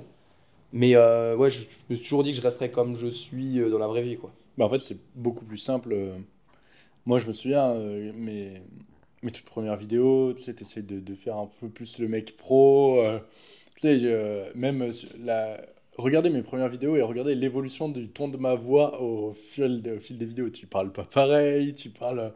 Et je me souviens, le premier épisode du podcast, qui était genre 100% nature, les gens, ils m'ont un peu découvert parce qu'ils m'avaient juste connu via les vidéos où les gens disaient que je chantais parce que tu sais, mon ton il montait, il descendait. Après, sur les réels et les TikTok, de manière générale, t'es obligé d'avoir une voix un peu plus impactante. Ça fait partie du jeu. Si tu viens en mode tout nonchalant, t'es obligé d'avoir un hook, un truc, ça fait partie du truc. Ouais, mais tu vois, genre par exemple, actuellement, je suis sur un format où sur mes réels, je raconte plus des choses qui me sont arrivées, plus propre, plus ma personne, etc. Alors qu'avant, c'était différent. Et donc forcément... Avec Rémi, nous, quand on a commencé avec le podcast et qu'on a eu des très bons retours, c'est là où on s'est dit, en fait, c'est là où personnellement, je me suis dit, en fait, le Denis Bonnefranquette, tu vois, qui roule en AX, qui est le premier podcast, on avait fait cramer un poulet, il y a eu plein de conneries, tu vois. Et où on a tourné des podcasts dans des camtars en allant chercher des machines. Enfin, on a fait, tu vois, même là, c'est bonne franquette au niveau du setup. Il y a plein de trucs comme ça. L'authenticité, on reste nous. Et c'est quelque chose qui est beaucoup revenu hier avec les personnes avec lesquelles on a discuté. C'est, au final, t'es authentique, t'es le même sur les vidéos que là, maintenant. Je dis que t'étais plus maigre en vrai. Non, on m'a dit que j'étais plus beau en vrai. Ah, beau, oui, c'est pas balèze. C'est balèze, c'est beau. Moi, j'aurais préféré qu'on me dise plus balèze que beau. Moi, je prends tout. Moi, j'avoue que... Mais puis même sur les workshops qu'on a fait avec Rémi, je sais pas si tu t'es rendu compte, mais il y a plein de gens qui ne nous connaissaient pas au final, qui sont greffés au workshop. Exactement. Et qui après, parce qu'en fait le workshop à la base c'était 20 personnes, ça a fini à 40. Et, bizarrement, on a commencé par le dos. Bon, là, on a respecté les quotas, c'était 20. Et après, sur les pecs. Le workshop sur les pecs. Et alors là, on n'a pas compris. Mais même en fait, il y avait un petit attroupement et pendant le dos, on en récupérait d'autres. Et du coup, les gens se greffaient, ils disaient ah, tiens, mais c'est intéressant en fait. Et à la fin, il y a des gens qui sont venus me voir en fait, je vous connaissais pas, on peut prendre une photo. Et puis là, tu vois, on a croisé quelqu'un tout à l'heure qui nous a dit j'ai mis une story avec vous. Et puis en fait, il y a mon pote qui nous a dit il écoute le podcast, est-ce qu'on peut reprendre une photo, machin et truc. Et en fait, c'est ça, c'est juste, t'es toi-même. Et donc oui, forcément, il y a les gens qui te connaissent, qui apprécient le fait que tu sois toi-même. Puis il y a même des gens qui ne te connaissent pas, qui vont aussi apprécier le fait que tu sois toi-même. Et qui du coup vont avoir une vraie connexion avec toi, parce que c'est beaucoup plus simple, je pense, quand tu es vraiment toi-même dans les échanges avec les gens, que quand tu es un personnage, parce qu'en fait, à chaque fois que tu croises quelqu'un, tu le croises dans la rue, hop, il faut que tu te remettes ton personnage. Ouais, c'est... Tu vois, tu penses à Jean Rouge qui croise quelqu'un dans la rue, il faut qu'il reprenne la grosse voix. Jean Rouge, pour le coup, c'est une caricature. Par exemple, voilà, c'est un exemple extrême, mais tu vois, c'est pour dire un peu ça. C'est beaucoup plus facile, je pense, quand tu es directement ta personne, que tu montres. Mais Crément, on a montré plein de conneries. Tu vois, la porte, tout à l'heure, t'as galéré. Tu vois, on va mettre un petit extrait dans le vlog. Voilà, on montre un peu tout ça. Et je pense que c'est aussi pour ça que les gens nous suivent. Il y en a qui préfèrent vraiment le côté très pro, etc. Mais c'est pas la direction spécialement qu'on a envie de prendre avec Rémi. Je pense qu'on veut continuera comme ça. Tu vois, quand on vendra des machines dans le monde entier, je pense que tu vois, on continuera d'être les mêmes quand on aura plein de salles de sport partout. Bah, quand on se rendra dans une salle, ce sera toujours la même chose. Tu vois, Et surtout le côté authentique, il met pas de côté le travail ou il met pas en avant une forme de négligence. En fait, il montre juste comment toi tu es, mais ça n'empêche pas que tu peux être hyper structuré, hyper organisé, hyper bosseur. C'est juste en fait notre façon de délivrer le contenu éducatif et tout ce qui tourne autour de nous qui est authentique et transparent. Non, je suis totalement d'accord. En plus, même si un jour, et je vous le souhaite, hein, vous vendez des machines autour du monde, enfin tout le monde entier, je pense que c'est important de garder tu sais, les pieds sur terre et juste dire, bah ok, là ce que j'accomplis c'est vraiment cool, on peut toujours faire mieux, mais aussi savoir qu'en fait ça change rien à ta vie. Il y a beaucoup de gens qui pensent parce que t'es suivi, parce que nan, ça change quelque chose. Bon les gars, moi je suis comme vous, hein. Ouais, Non, mais en vrai, c'est vrai. Premier degré, il y a des gens qui pensent parce que. Par exemple, t'as des gens qui vont prendre des photos avec toi, juste parce que t'es suivi, mais ils t'ont jamais vu. Parce qu'ils ont vu des gens prendre des photos, ils vont prendre une photo avec toi. c'est vrai, ouais. Et t'es en mode, bah en fait, moi, ça me fait toujours plaisir, allez, on fait un petit flex, y a aucun souci. Mais indirectement, moi, je prendrais une photo avec des gens qui m'inspirent ou qui m'ont motivé à mes débuts, qui ont un truc émotionnel, pas parce qu'ils ont des chiffres sur un compte. On s'en fout de ça, tu vois. C'est comme des chiffres sur un compte bancaire, oui, c'est cool, mais ça définit pas qui tu es, tu vois. Enfin, loin de là. Donc, c'est pour ça, je pense, rester authentique et rester comme je suis depuis que je suis au lycée et avant que je fasse les vidéos, bah, j'ai toujours été comme ça et je vais pas changer, quoi. Ça, c'est une belle morale. Rémi, t'as d'autres questions? Bah écoute, On a bien fait le tour. fait le tour, ouais, on est bien revenu sur l'historique. Fleck, t'as des questions, toi, peut-être? Des choses... C'est vrai qu'on t'a beaucoup bombardé, mais toi... Fleck, parce que tout à l'heure... Ah putain, t'étais Si pas... vous voulez un bon guide alsacien, ne demandez pas à Flecquignon.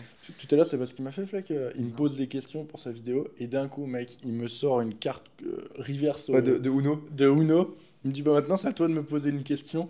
Ah bah du coup, Vas-y, voilà. du coup, on te la Oui, sort aussi, la carte... Mais toi, c'est déjà posé des questions, du coup. C'est vrai? Ouais, mais là, t'as les deux frères gallois. Tout à l'heure, j'étais que... En attendant, voilà, si vous voulez pas manger, on va dire authentique, classique, Enfin, traditionnel en Alsace, non, c'est bon, vous pouvez demander à Fleck. Par contre, si vous voulez manger des tartes flambées, etc., c'est pas le bon guide.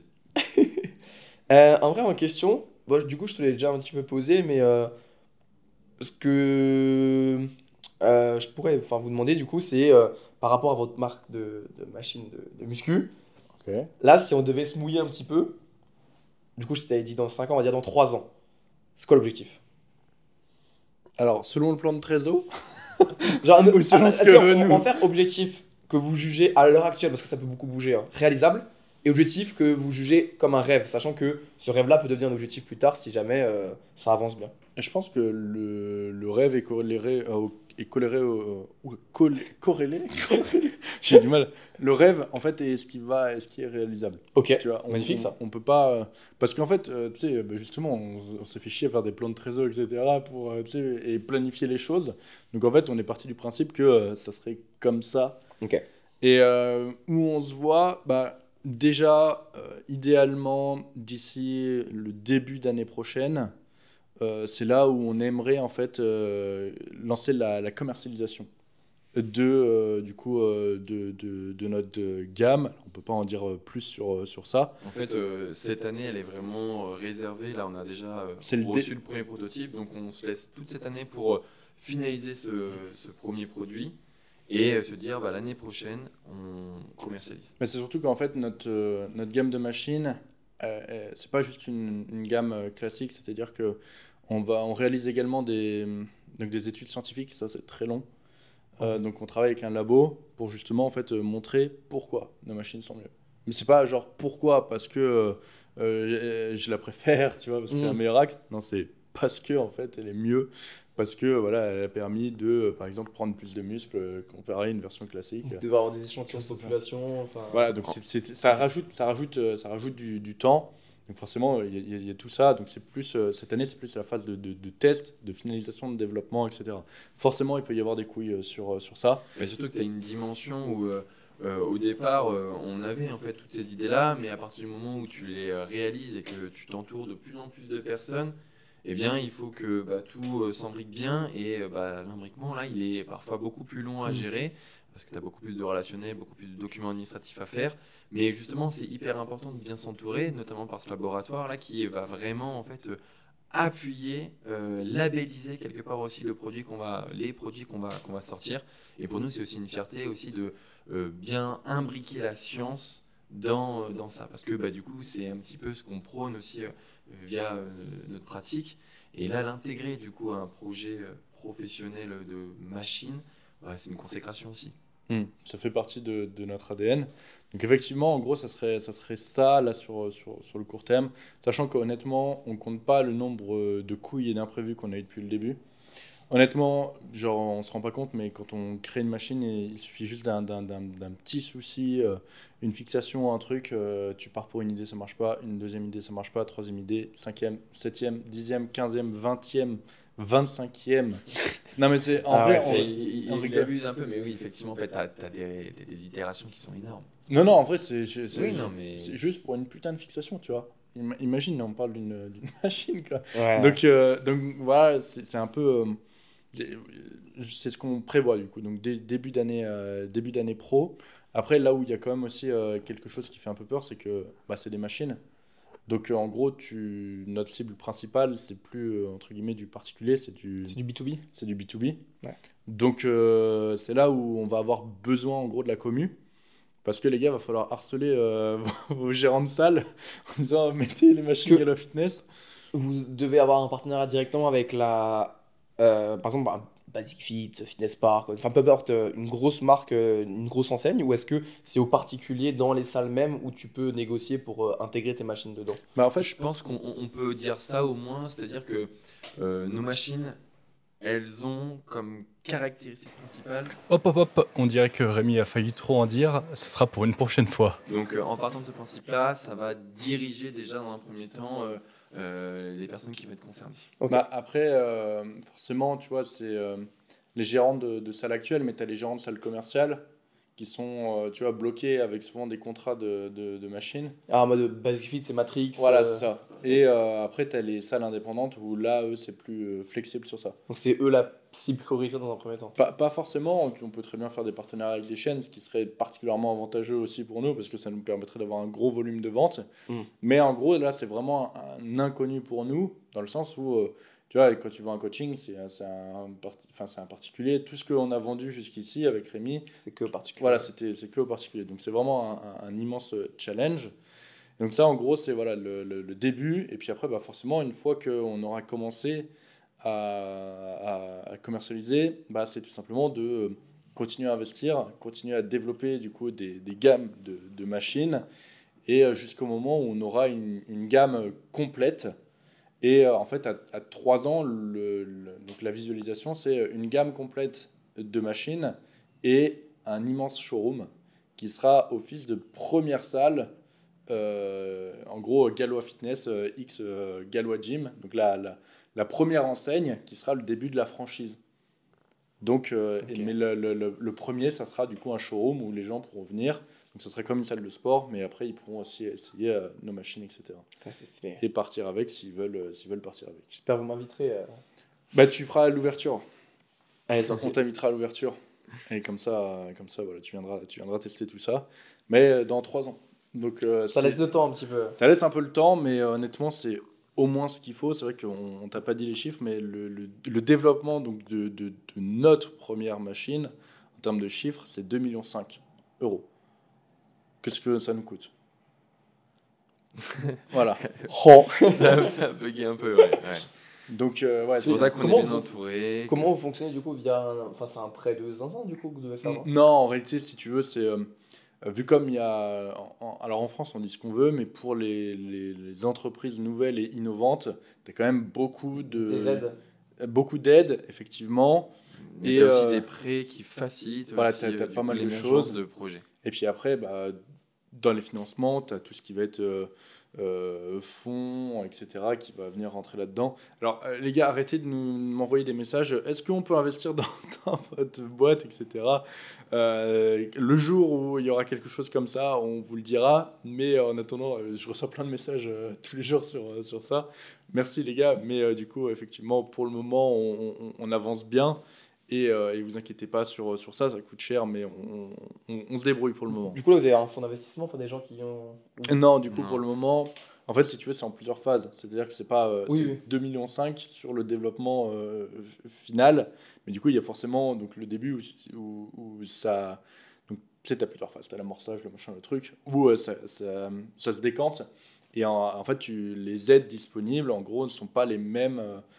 Mais effectivement, à côté de ça, c'est pas parce que tu as des aides que c'est les aides qui vont payer 2,5 millions, quoi. Oui, non, mais. Donc, Bien sûr, bien sûr. donc ouais, il y a plein de choses et c'est extrêmement compliqué.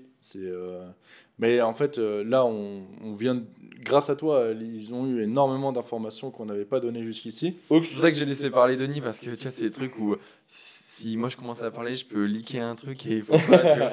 Mais C'est bien, ça fait teaser un petit peu. ça tease un peu. Même moi, ça m'a chauffé là.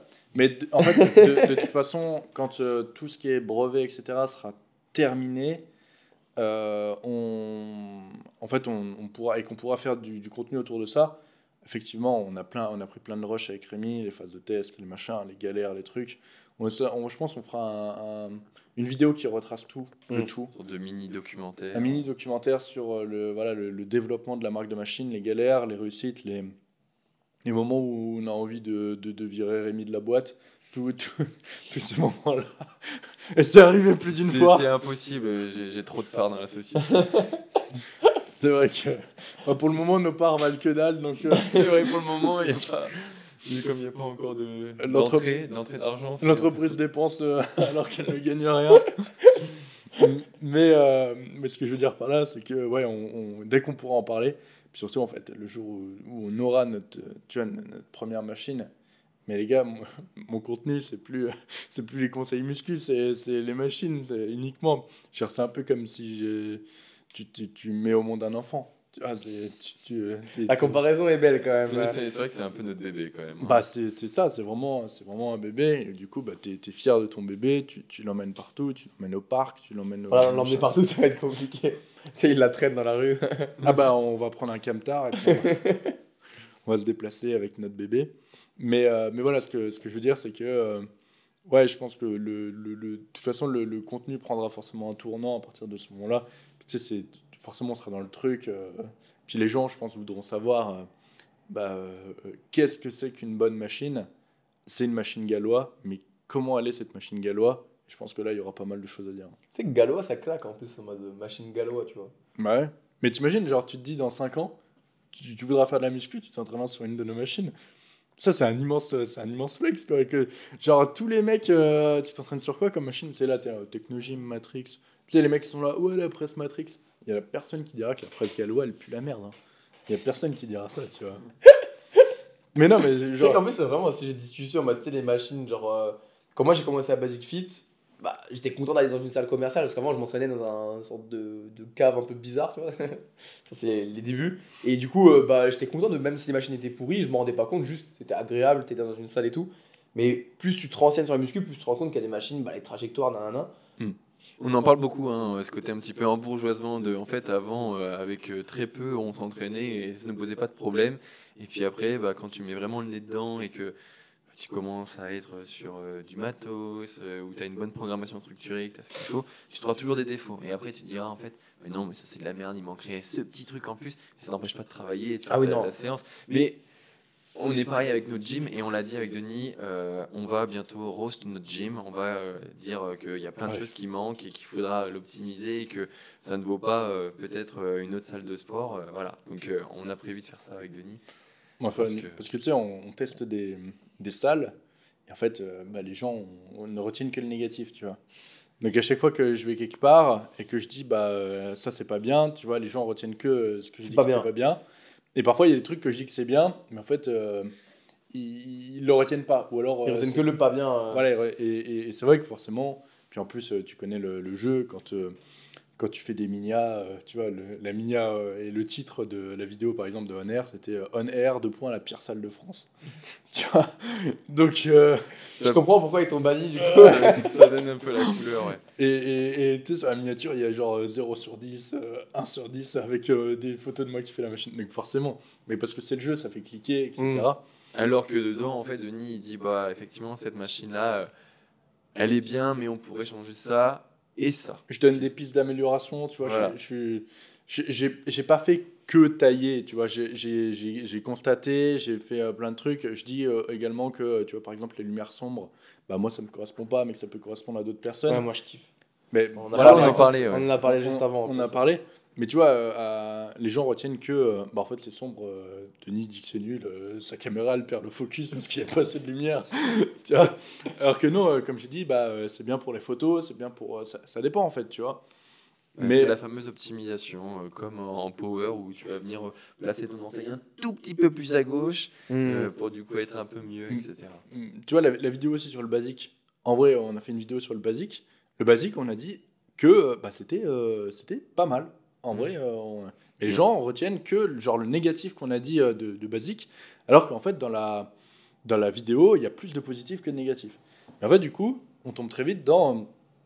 les frères Gallois, ils critiquent toutes les salles pour mettre leur salle en avant. Alors que c'est pas. Alors que l'objectif prévu. s'il y a bien une salle que je peux lâcher les chevaux et vraiment me critiquer à cœur joie, c'est bien la nôtre. Et du coup, ouais, en fait, tu me mets dans ma salle, tu me dis, Denis, qu'est-ce que tu penses de chaque machine ? Je peux vous jure qu'il n'y a pas une machine qui prend pas cher et que je vais pas tailler. Et surtout, vu comme c'est ma salle, mais je vais pouvoir passer 30 minutes à tailler chacune des machines, mais y aller à cœur joie, tu vois. Et au final, quand j'aurais dit que du négatif de notre salle, les gens ils pourront plus dire que en fait je fais exprès de tailler les autres salles pour mettre ma salle en avant, alors que c'est pas du tout l'objectif, tu vois. Le but, quand c'est même pas on taille, c'est on fait constater des choses qui pourraient être améliorées sur des machines. Tu vois, le curl Gym 80 du Honor, bah oui, le pad il est pas suffisamment grand, du coup t'es pas aligné avec le point de pivot. Je me mets à la place du mec qui a fait la machine. Bah, s'il le change, tu vois, ça améliore grandement la machine. Le manque de liberté dans les En poignets. plus, c'est des détails en vrai. Mais c'est en ça, vrai, c'est ce que je disais, c'est Mais l'optimisation. du coup, non, mais c'est des détails mais qui font tellement la différence. Le mec, moi je me dis, les ingénieurs, des fois, derrière la machine, ils ne sont pas dit, viens, je me mets là dans la machine, je réfléchis et est-ce que c'est bien, tu vois. Parce que des fois, premier degré, il y a des machines vraiment. Bah, y a des choses, je peux comprendre que, tu vois, pour la sécurité et l'utilisation d'un grand nombre de personnes, ça soit, tu vois, le choix se fasse comme ça. Il y a des choix, c'est un peu plus difficile de les justifier quand même. Et c'est vrai que, tu vois, parfois, c'est vraiment pas grand-chose à changer. Et voilà, et puis surtout, tu sais, je donne j'essaie toujours de donner des pistes d'amélioration. C'est pas une critique. Il y en a, ils vont venir, ils vont faire la machine, ils vont dire ah, c'est de la merde, et puis en fait, ils vont pas savoir pourquoi. Tu vois, non, c'est un truc qui reste constructif, et surtout, c'est à visée éducative. Parce que dans le sens où si je détaille pourquoi c'est pas bien, comment on peut faire pour compenser la problématique. Tu vois, je me dis, bah, la personne qui a cette machine dans sa salle, ça lui donne une alternative. Voilà, ça lui donne une alternative. Parce que, tu vois, il va plus utiliser la machine comme ci, mais comme ça. Et puis, du coup, ça va l'aider. Mais, du coup, les gens retiennent au Denis, taille toutes les salles. Partout où il va, One Fitness, ils l'ont invité. Regarde, là, j'ai dit qu'on allait à l'événement One Fitness. J'ai reçu je sais pas combien de messages. Alors, tu vas tester la salle. Je préchote le 2 sur 10. Tu vois, c'est l'image qu'on a. Alors que le jour où, honnêtement, on va faire une vidéo sur notre salle, ça va piquer fort. Par contre, la salle qui sera ouverte, donc le showroom dans 3 ans, là, les gars, je pourrais défier n'importe qui de venir et critiquer et dire que les machines sont mauvaises. Va falloir vraiment être très pointilleux, les gars, pour trouver un défaut. Ça annonce la couleur. Ça annonce la couleur. Mais bon, si c'est 2,5 millions la première machine, je vous laisse imaginer le parc complet. Falloir aller la chercher, celle-là. Ouais. Mais je vous le souhaite, du coup. Bah, on va tout faire pour. Bon, Fleck, t'as d'autres choses à... La petite carte reverse, là, du coup, t'as lancé Denis pendant 30 minutes. Ouais, En fait, c'est les podcasts, tu vois. Il y a eu 2 moments où ça a failli se finir et pouf, ça repartit. À tout moment, ça peut repartir aussi. Tu remets une petite pièce dans le jukebox, là, c'est bon. Je pense qu'on est bien. On a fait le tour, ouais. On est bien, on a fait le tour. Rémi, t'as d'autres choses, toi, à ajouter? Non, pas spécialement. Une Non. recommandation pour aller manger ce soir? Demandez pas à Fleck. Non, pas moi, faut pas me demander. Bon, je pense qu'on peut conclure ce podcast ici. Là, c'est le moment, faut pas que j'oublie. Tu sais, n'hésitez pas à liker, à mettre 5 petites étoiles sur Spotify et à mettre un petit commentaire. Fleck, on peut te retrouver à peu près partout, je crois, sur Ouais, Insta, YouTube, TikTok. Insta, YouTube, OnlyFans aussi. Non. Ah, d'accord. Et donc, Pas encore, non, je rigole. en tout cas, je pense que c'était un très bon épisode. N'hésitez pas à nous dire ce que vous en avez pensé. Surtout qu'on invite très peu de personnes quand même sur le podcast. C'est vrai. Donc, Du coup, ça me fait plaisir. En plus, c'est mon premier podcast. C'est C'est pas vrai. vrai. Oh putain, On il a nous même l'avait pas pas commencé dit. par là. Oh la vache. Là, j'ai jamais fait de. Le format long en podcast. J'ai déjà répondu à des questions sur une vidéo YouTube, mais pas de format long comme ça, posé. En vrai, c'est sympathique. Je sais pas si c'était très pertinent tout ce que j'ai dit, mais. Ah, bien sûr que C'était si. incroyable. Et surtout, très important, n'hésitez pas à spammer Fleck pour qu'il vienne au Gigi faire une séance avec nous. Parce que là, il nous a emmenés sur son terrain au One Fitness.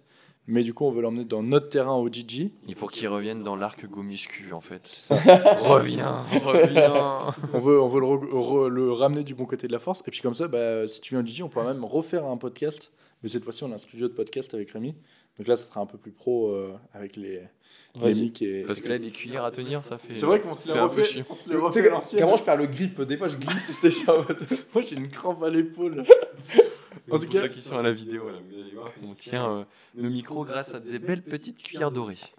En tout cas, voilà, c'était un bon podcast. On vous remercie à tous pour votre écoute. Et puis, on vous dit à très bientôt dans un prochain épisode du 0R Podcast. À bientôt. Ciao. Ah merde, j'ai pas mis le générique. C'est pas grave, je le rajouterai en post-prod.